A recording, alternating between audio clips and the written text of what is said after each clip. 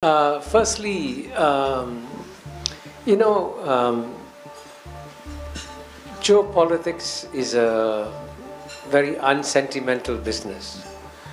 When the United States helped China rise, it wasn't because the United States loved China.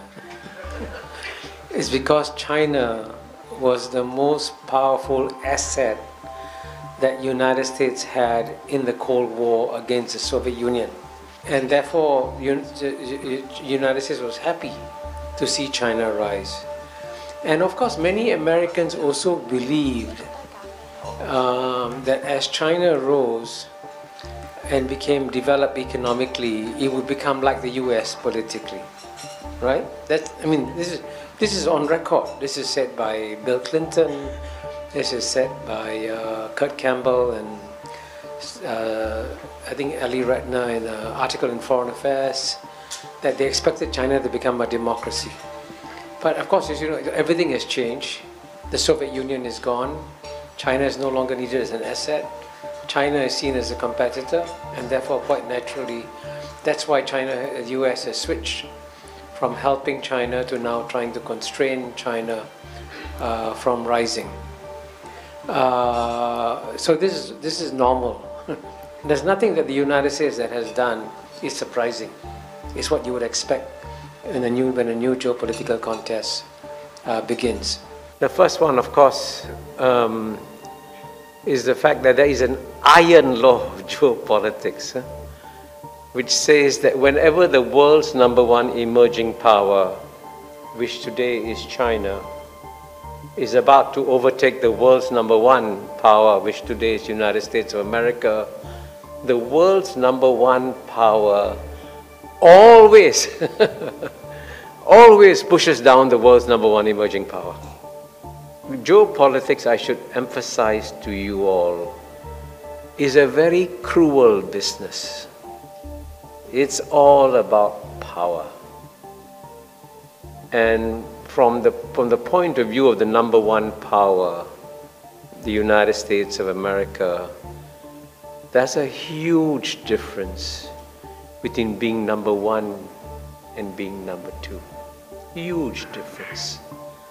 And so the United States, perhaps in what you might call a rational action by the world's #1 power, is ensuring that it will not lose its #1 position. And so that's why the United States has carried out various acts to, in one way or another, trip up China. You know that Donald Trump launched a trade war against China in 2018. And what's interesting is that when Joe Biden, the current president, was running for the presidential election in 2019, he actually said, as a matter of record, these tariffs that Donald Trump has imposed on China will not hurt China at all. They will hurt American workers, American consumers, and the American people, right? And Joe Biden was right. These tariffs have not hurt China. They've hurt the American people. Now, Joe Biden has been president for over 2 years.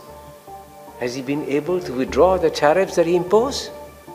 No. He can't. His hands are tied. He cannot appear to be soft on China.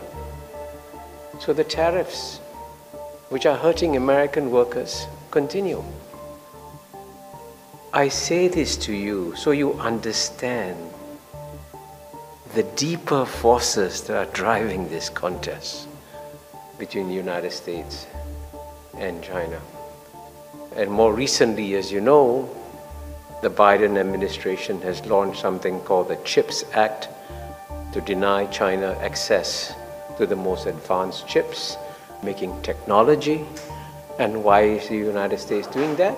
It's because it wants to stay ahead of China. Now, of course, the Biden administration denies that it is trying to stop China. And even today, this morning when I woke up, I was reading a column in the Financial Times by one of, I think, one of the leading economics columnists in the world. His name is Martin Wolf, and he has just been to China. He says, we are entering a very dangerous world. And why are we entering a very dangerous world? Because the competition between the United States and China is going to step up. So for someone sensible, sober, who doesn't get alarmist like Martin Wolf to say we are entering a very dangerous world provides direct confirmation of my key point that the geopolitical struggle between the United States and China will accelerate.